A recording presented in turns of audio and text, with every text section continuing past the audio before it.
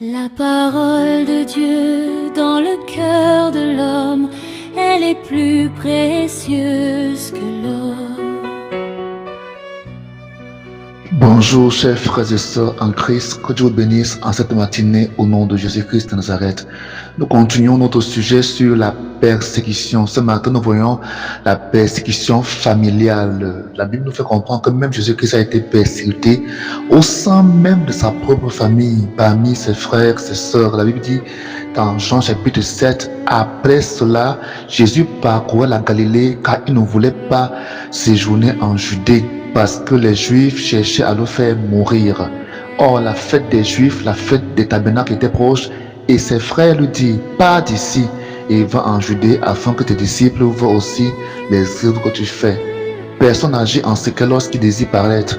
Si tu fais ces choses, montre-toi toi-même au monde, car ses frères non plus ne croyaient pas en lui. Jésus leur dit, mon temps n'est pas encore venu, mais votre temps est toujours prêt. Le monde ne peut vous haïr, moi il me hait, parce que je rends de lui le témoignage que ses œuvres sont mauvaises. Montez-vous à cette fête, pour moi je n'y monte point, parce que mon temps n'est pas encore accompli. Après avoir dit cela, il resta en Galilée. Bien, dans ce texte nous montre clairement que ses frères, les frères de Jésus-Christ, n'est-ce pas, lui-même, ne croyaient pas en lui, et il le disait ainsi pour se moquer de lui en réalité.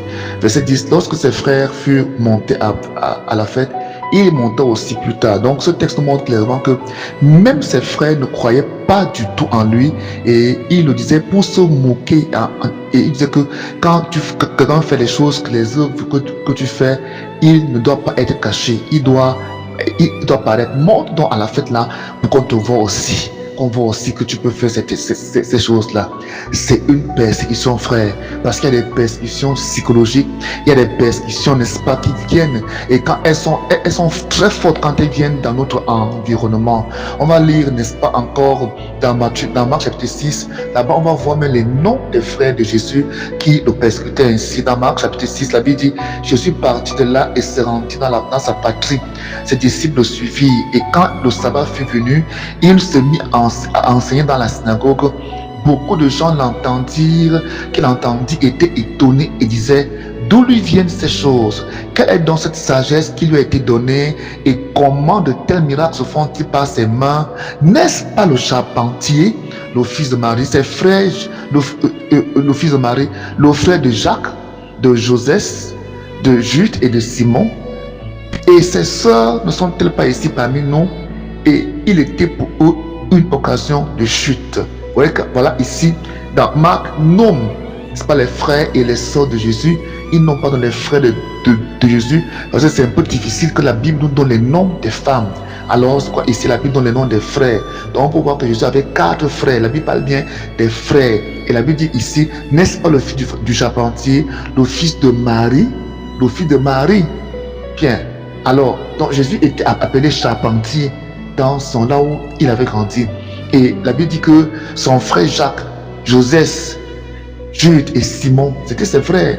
Ils disent, et ces sœurs ne sont-elles pas parmi nous ici? Et comment lui vient cette sagesse? Quelque part, la parole de Dieu montre comment sa propre mère va rentrer dans son ministère pour interdire aux gens de l'écouter. Il va dire aux gens que non, ne l'écoutez pas.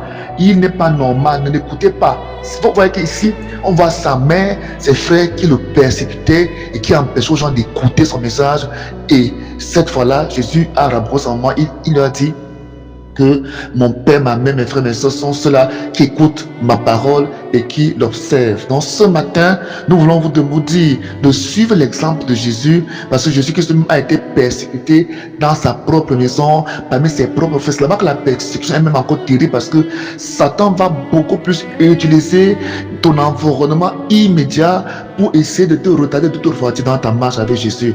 Il va tout faire pour que tes frères, peut-être vous pouvez aller dans la même église, la même assemblée, mais toi tu es sincère. Les autres sont apparents, ils sont là-bas à l'église, on peut voir qu'ils sont bien, mais toi tu sais qui ils sont. Ils vont se moquer de toi, te persécuter. Tu veux montrer que tu es qui? Tu veux montrer que tu es quoi? N'est-ce pas, pas dans la même église? N'est-ce pas, nous sommes dans le groupe d'intercession ensemble, mais tu sais très bien que ton niveau de consécration est plus élevé, est très profonde. Alors, sois donc en encourager ce moment parce que Jésus-Christ lui-même a aussi été persécuté par sa propre famille. Que Dieu bénisse en cette matinée au nom de Jésus-Christ. Amen.